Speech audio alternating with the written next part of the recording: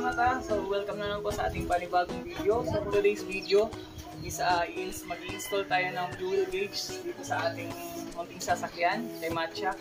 So mga kamata, so sa mga bago pa lang po dito na nakadrop by sa ating channel, be sure to like and subscribe and click the notification bell para maging updated po kayo sa mga bagong videos namin.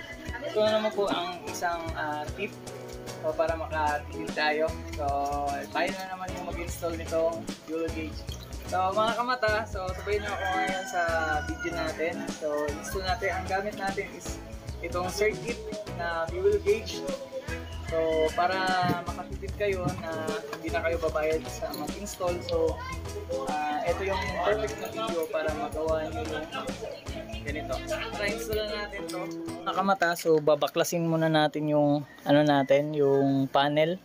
So kung ganun pa rin yung proseso natin, yung paglagay natin ng temperature gauge, doon pa rin natin ilalagay. Tara, baklasin muna natin. So ito mga kamata, so babaklasin lang natin. So yan, kamata. So natanggal na natin yung battery terminal. So yung nito mga kamata, yung dating tawag nito, yung linya ng fuel gauge. So iano ko lang, ito pa rin yung susundin natin kasi may naman siya linya. Ito yung niya, power supply. So ito yung positive, tsaka ito yung sa tank. So unahin natin yung sa tank. So ang gamit natin ngayon mga kamata na fuel gauge is yung circuit na brand. So ito mga kamata. Mga kamata, i-review lang natin ito yung fuel gauge natin. So ito, gamit ko is circuit. So itong indicator is ito po yung sa natin, sa tank, yung floater. So itong G is ground.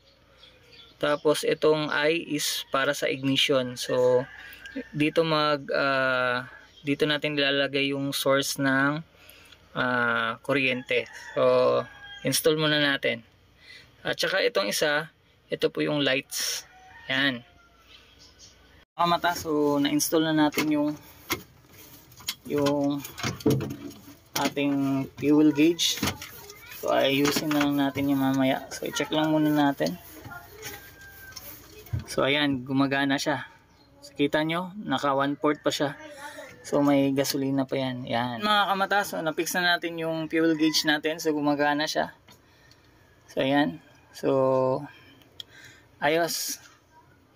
So ayan mga kamata. So hopefully sa mga susunod na video natin, nandyan pa rin kayo. And maraming salamat sa pagsabay. And hopefully na nakatulong itong video na to.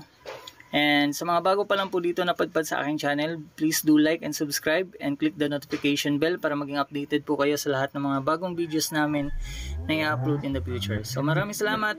Paalam. Bye bye.